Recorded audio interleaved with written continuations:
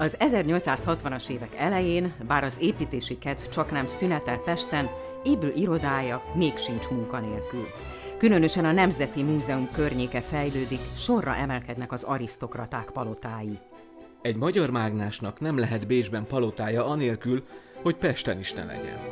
Hangoztatja Festetics György gróf, a Magyar Gazdasági Egyesület elnöke, és a főnemesség előtt példát mutatva elsőnek építteti fel városi palotáját a fővárosban.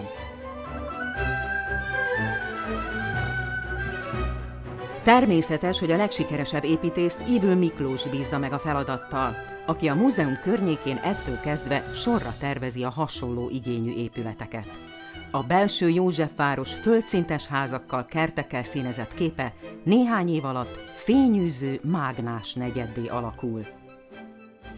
A mai Pollák Mihály tér és a Bródy Sándor utca találkozásánál Ybl egy igazi itáliai palázzót képzel el, oszlopos erkélyes homlokzattal, félköríves főkapuval, tágas udvarral, a palota előtt lánccal összefűzött vastuskókkal.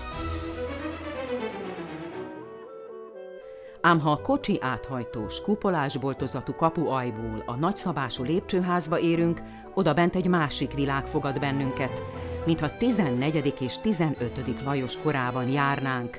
Ybl ez alkalommal a francia barokk díszletében tervezi meg a főnemesi szokásoknak járó élettereket. A földszinten kap helyet a férfi lakosztály, a festett textilbetétes, famennyezetes dolgozószobával, melyet egy kis csigalépcső köt össze a felette lévő női lakosztály márványkandallós, rokokó faburkolatos szalonjával.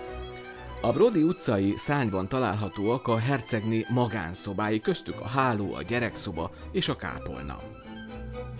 Az emeleten zajlik a társasági élet, az ebédlő, a kis és nagy szalon, a zeneterem ad helyet a családi összejöveteleknek, de van itt bőven hely az estélyeknek, házi mulatságoknak, báloknak is.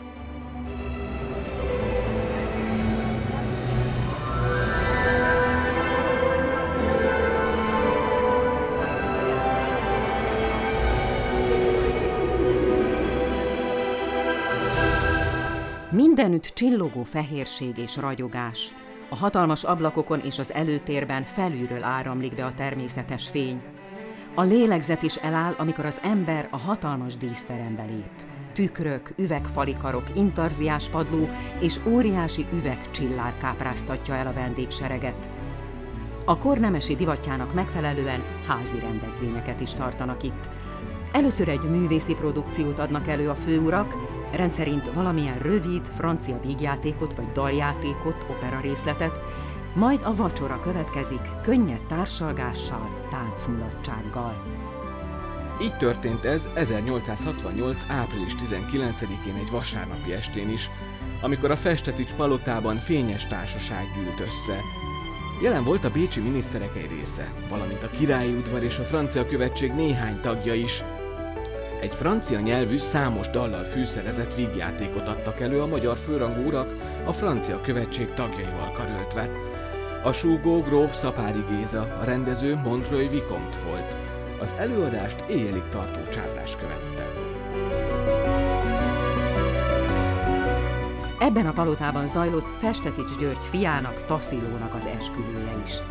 A szertartást a házi kápolnában tartották, melyet villás reggeli követett. Majd az ifjú pár, elhagyva a palota termeit, nászútra indult.